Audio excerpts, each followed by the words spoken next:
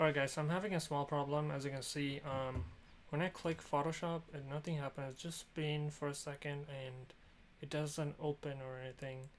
Um, for example, which picture I choose? For example, if I want to open with Photoshop, nothing happened. Nothing is happening, and which is a little frustrating for me, and it's just not working. So the solution is right click, go to task manager and find Adobe here. So see there's an Adobe, but it's keep getting disappearing, right? Like this one.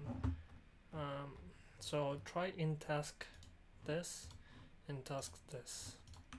Find any Adobe Photoshop, just in task. There's a one in task.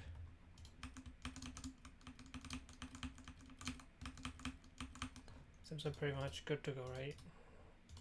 Now let's launch Photoshop. Let's see if it launch, and it launched like magic. So that's all you have to do.